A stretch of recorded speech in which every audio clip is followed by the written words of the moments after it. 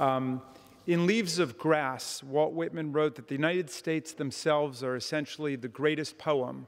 So each of our states is like a stanza, a line in the remarkable and always unfinished American poem, a lyrical whole far greater than the sum of its parts.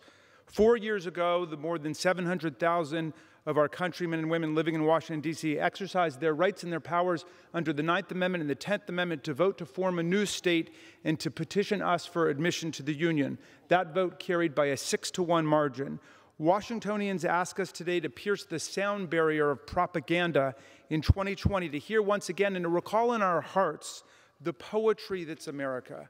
We began as 13 states, but Congress has exercised our powers under Article 4, Section 3, 37 different times to admit 37 new states, all of them by simple legislative acts, none of them by constitutional amendment. Each one was controversial in its own way. They said Texas couldn't be admitted because it was a separate republic.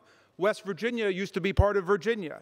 Utah was too Mormon, New Mexico was too Catholic, and of course, everyone knew it was unconstitutional to admit Hawaii and Alaska in 1959 because they weren't contiguous.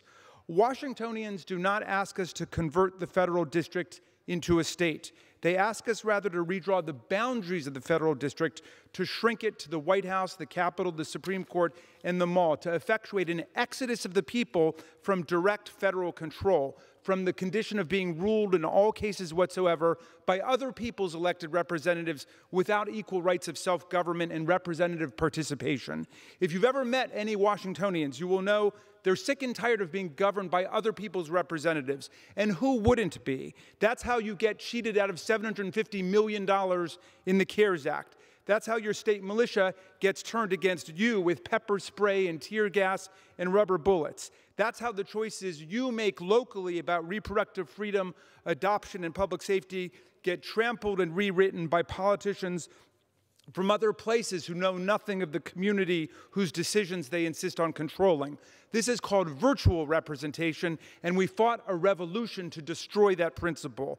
Those who are taxed, those who are governed, must be represented directly in government by their own voting representatives.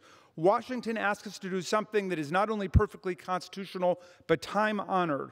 Congress has drawn and redrawn the boundaries of the federal district several times before.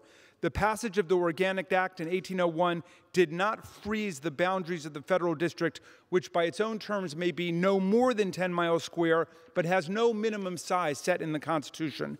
That's why Congress was able to redraw the federal district in 1847 to shrink it and return Alexandria, Arlington, and Fairfax County to the Commonwealth of Virginia. It's true, this was done to placate the slave masters who foresaw the coming abolition of the slave traffic in the federal city. That's what Abraham Lincoln argued for. But if Congress can redraw the boundaries of the— Gentleman's time has expired. When I asked the gentleman to speak, I didn't mean for him to take my time. Anyway, I yield the gentleman for closing purposes an additional 15 seconds. Thank you very much. If Congress can redraw the boundaries of the federal district to protect the property rights of a few hundred slave masters in the 19th century, surely we can redraw the boundaries of the federal district to protect the democratic rights of hundreds of thousands of Americans of all races and ethnicities living in the capital city in the 21st century. Thank you very much, Mr. Hastings, and I yield back. The gentleman from Florida.